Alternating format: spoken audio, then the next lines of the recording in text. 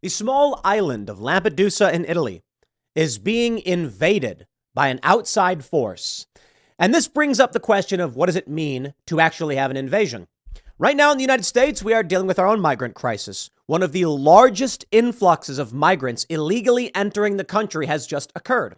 And many on the right say this is an invasion. Now, of course, the left debates this or mostly ignores it because they don't want to get into the question about what's really going on with illegal immigration. It's leading to major problems in big cities like New York, where AOC, a Democrat, just shouted down over protests that they are working to give these illegal immigrants work rights and the ability to stay in their city and effectively displace the residents who are already there. Now, the issue with this debate is that, well, look, if 1 million people come into a country of 300 million, those who pay attention to economics have concerns and say, hey, we can't sustain this. Okay, you can't just have people flooding in illegally and going to random places. How do we track these people? How do we make sure they're actually able to work and thrive? And with the economic crises we're already dealing with, San Francisco, homelessness, etc., can we really provide for 1 million more people every year? More than that, perhaps? Well, now we're dealing with a story out of Italy, which is a bit more, well, it's simpler. 7,000 people arrive on Italian island of 6,000 as migrant crisis overwhelms Lampedusa. That's right. This is the story of abject invasion by any basic definition. Now, of course, there may be more specific definitions of invasion, like you're talking about warring forces and an armed group declaring war and then seizing land, like you can say Russia invaded Ukraine. Okay, acceptable. But invasion as a general term means a large group of people coming into another place, an invading force. And there are other ways you can describe invasion. It also refers to cultures and ideas. But in this instance, when you have over 10,000 people who are not citizens coming to your island, at this point, it becomes simple. Your way of life will be destroyed. Your resources will be constrained. And I fear that conflict will be inevitable. And this island of 6,500 or so people, how do they accommodate such a massive influx of non-citizens? And what do these non-citizens do when they don't get what they need? I mean, it's really simple. We're already starting to see videos of conflict. One video purports to show migrants in Lampedusa setting up barricades and seizing territory. Uh-oh. There's a video going around allegedly showing fighting between these migrants and police. It's an old video, and this one's been fact-checked, so I want to make sure. I tweeted in response to it, just a general retweet, a simple quote tweet. I didn't say much other than LOL, but there is a fact check on it I think is important for people to see. But you need to ask yourself, as we in the United States are dealing with a migrant crisis on a smaller scale than these people, you have to ask yourself, what are your rights? What are you entitled to, if anything at all? When I see a story like this, I say to you, you have a right to your home. You set up and establish a place where you generate resources, where you build, maintain resources that you need for your survival, and so that your family, your friends can flourish. If an outside group comes in and starts occupying your space and your land, which you require to flourish, you have displacement, you have an invasion. It's only a matter of time before these people outvote the residents of this island. Now, many on the left may be saying, oh, that's ridiculous. They're using it as a temporary base for these people to enter in. They're refugees. They're not refugees. They're economic migrants, hands down. That's a UN report that said that years ago. These individuals are coming to Europe for opportunity, not because they fear persecution or death. These individuals, the left will say, they're not going to vote anyway. They're not part of the government. That's not how the real world works. If you've got 10,000 people and you've got 6,000 of another group of people, and the 6,000 say you don't have authority here, what do you think's going to happen? Yeah, 10,000 is more than 6,000. And so you can try and maintain control over this island, but you are overrun. Your way of life will end. Your resources will be taken from you. And that's just how it goes.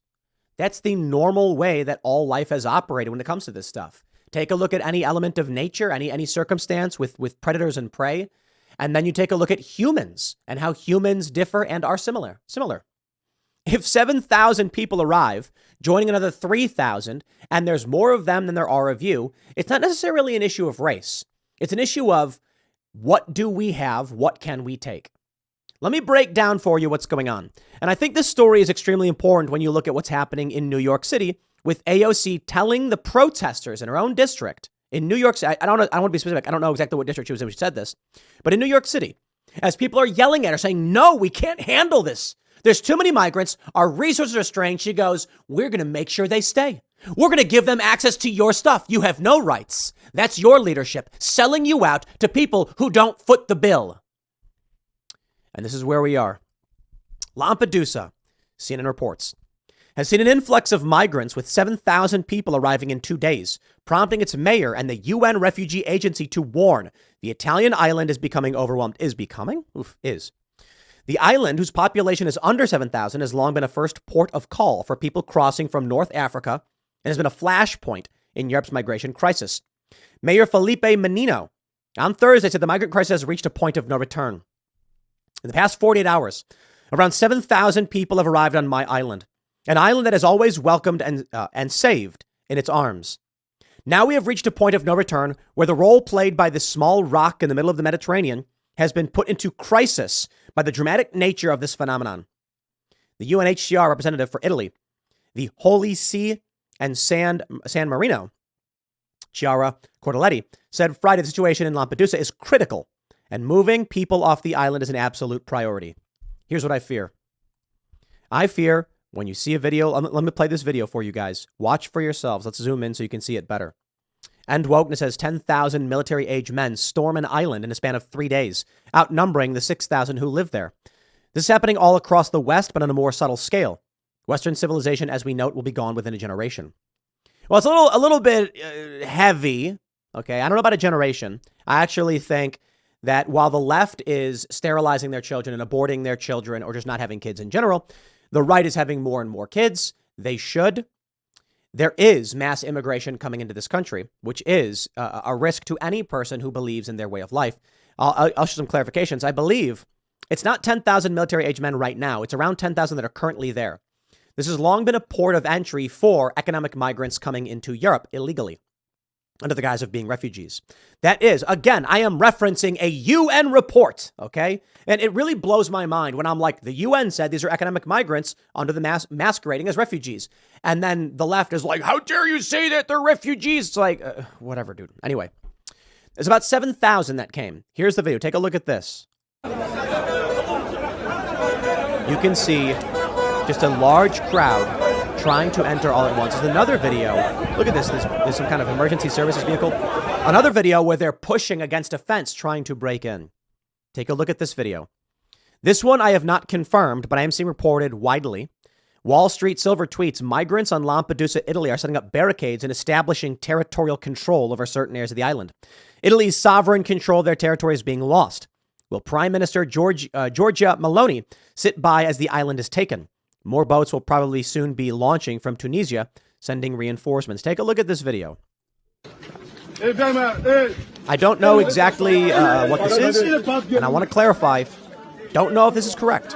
There is another video that is out of context. What we can see here is there appears to be many men of African descent setting up barricades, and we are told that it is being reported as Lampedusa. Now, I've seen several reports are stating this is the case, but I want to make sure I'm being very clear. I have not confirmed this beyond. So let me put it this way. The video appears to be genuine. You've got local team here. I don't know what local team is. It appears to be a real news video. The thing you got to be worried about is whether or not the video is actually of what it claims to be. In this tweet, Sprinter puts out, in Italy, direct clashes between migrants and police began on the island of Lampedusa. Illegal immigrants throw stones at the Carabinieri and demand that they be sent to Europe. Now, a fact check has popped up here on Community Notes. This is X saying it's a video from 2021 in Marota, Italy, where 2 cops would be injured. Several were arrested, one Senegalese, 1 Colombian, 2 Albanians, and 1 other. So it may be similar context, but the wrong location, the wrong time. And it's important to point that out. This is from 2 years ago. That's what I'm saying about this barricade video. We don't know for sure. What we do know is it is widely reported that you do have these thousands of people coming to Lampedusa. Now, I want to show you where this is to give you some context. This right here, I have the map. Let's shrink this here. You can see there's the island of Malta. Here's Tunisia. And you can see the island of Lampedusa actually is closer to mainland North Africa, it appears. I don't know if it's fair to say because of where Tunis is and then where the island is, but it appears to be relatively closer to Tunisia than it is actually to Italy. But it is an Italian island, and we'll zoom in here. You can see it's actually very small. It's an Italian island. It's got an airport and everything. And so what's happening is these economic migrants are kicking off from Tunisia, and then they're being brought into Lampedusa. This is being done intentionally and has been going on for years. Europe's a big place. It's got a dense population. I think the population of Europe may be around, like 650 or so million. But the people in Lampedusa cannot withstand this massive wave. Let's bring it up. Let's make the argument. Invasion is defined by Oxford as an instance of invading a country or region with an armed force, the Allied invasion of Normandy. Now, I'm going to pause there and just say I reject that definition for one reason. It uses the word in its own definition. Come on. The instance of invading a country or region with an armed force? Okay. But that's circuitous. What is the actual definition then? If an instance of invading a country, then what does it mean to be invading? We're looking for a definition of the word invade. Come on, don't give me that. To be fair, invasion is the noun version of the verb to invade. It says an incursion by a large number of people or things into a place or sphere of activity, an unwelcome intrusion into another's domain. By those definitions, what we are seeing now in Lampedusa is an invasion, no question. What we can see on the southern border is an invasion, no question. Worse still, my friends, it is outright colonization. I bring this one up because the left likes to lament the colonizers, these colonizers who come to indigenous land and take. Okay. Yeah, I don't disagree. I am no fan of displacing indigenous populations, and you can make the argument about the colonial settlers from Europe and what they did, and okay, fine. Let's make the argument that we should protect people's rights to their property. The North America was taken by conquest. Conquest happens. If your argument is that conquest is bad, I will completely agree with you and say we don't want to repeat what we did in the past. We want to protect individual rights and tell everybody, like, you got to do your thing. You got to do by the book. You want to come to a place, you got to fill out the paperwork. You got to come in by which they allow you to come in. You don't get to go to any country in the world you want. They have passports. They have borders. Colonization is defined as the action or process of settling among and establishing control over the indigenous population of an area. If these barricade videos are true and correct, then colonization is currently taking place in Lampedusa. But you also need to understand that the U.S. is being actively colonized by China. China is engaged in active colonization around the world. One example is birth tourism. Chinese women will fly to the United States to give birth to a child, or, and this is where it's crazier, Chinese couples will hire a surrogate to carry their baby in the United States. That baby is then born in America and granted citizenship and then brought back to be raised in China, where at any point that individual can come back to America with full citizenship. This means that over a long enough period of time, there will be economic and physical displacement of the indigenous population of the United States. No, I know. You've heard a lot about people claiming great replacement and all that, and I'm not a fan of that idea. Here's what I can tell you. Some people believe, to varying degrees of race, probably that's the best way to put it, that there is a replacement of the white. Some people believe there's a replacement of the white population in the United States. Typically, when the media references great replacement, they're using the most extreme interpretation. That is, there are people who believe white people are being displaced by non-white people. However, then there's the lighter form of the great replacement theory, which is that political elements in this country are trying to bring in migrants to displace the American ideals, regardless of race. Okay, well, I don't know. I mean, both of those to me come off as a little far end. What I can say is we have video from Benny Johnson. Joe Biden did secure some parts of the border, so I'm not sure exactly why or what they're working on. I can tell you that the Democrats are not dealing with the issue. In fact, exacerbating it. I don't think it's a grand conspiracy. I don't think it's as grand and conspiratorial as people want to believe. I believe that there are competing interests of varying agendas that ultimately appreciate and want more illegal immigrants coming into the United States. In this video, which we talked about this last week, but I think it's important in this context. AOC is giving a press conference, and she outright tells the people who are saying no to these illegal immigrants, she says, no, we're going to give them work rights. Listen to this. Important in getting a solution to this issue. The first is that there is consensus here across geography and states on increased federal resources to cities and municipalities dealing with this issue. First stop. That's a little quiet. These videos are always really awful. She outright says, as they're screaming, close the border, she goes, no, we're going to give them more of your tax dollars and more of your resources. And then? The second is to allow for work authorizations so that the folks in here can get to work and start supporting themselves as soon as possible. She is just, I'm sorry, this makes my blood boil. AOC is abject evil. To hear the people who live here, who work here, who pay the taxes, to hear her say, we are going to displace you economically. We are going to take from you and give to them with a smile on her face. She's evil. They are prevented from getting jobs. They are prevented from employment. And that is part of the strain on our public systems. The faster that folks can access the work that they're asking for legally, the better we can solve this problem. And the third is extension of temporary protected status for Venezuelans, who are the largest population that are arriving here. So, again, I know it's quiet, but you can hear people screaming at her, the rage. And then she says, lastly, we will extend protected status to these people. That's right. They will have legal protections over you. They get access to your money.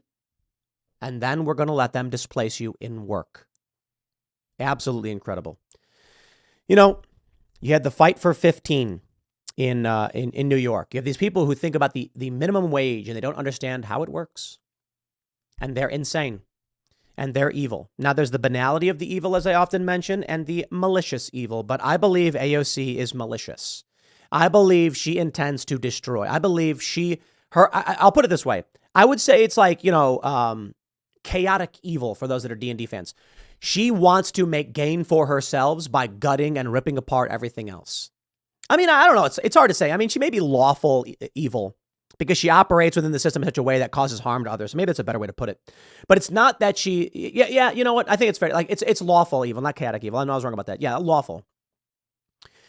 Fight for 15 was an effort to get fast food workers and everybody's fighting for this $15 minimum wage. Let me break down for you how this works. You have 100 people who live in an area with 10 jobs available. There's a fast food restaurant. They're offering up 10 jobs. That's it. Available. Well, let's say there's 40 employees there, right? 40 employees out of 100 people with 10 new positions available. The 40 people who work there are getting paid $10 an hour. The business then says, we are going to hire 10 more people. And it says, 10 people we're willing to pay, $10 an hour. 50 people apply. Or I should say 60 people apply. The business then goes through and goes to each and every one of them and then says, look, we got 60 people who need jobs. Let's just put it this way. Let's say 10% unemployment. So let's say only 50 people actually want jobs. And they say, we got 50 applications and only 10 positions. One guy then says, I'll do it for $9 an hour. And the business goes, $9 an hour?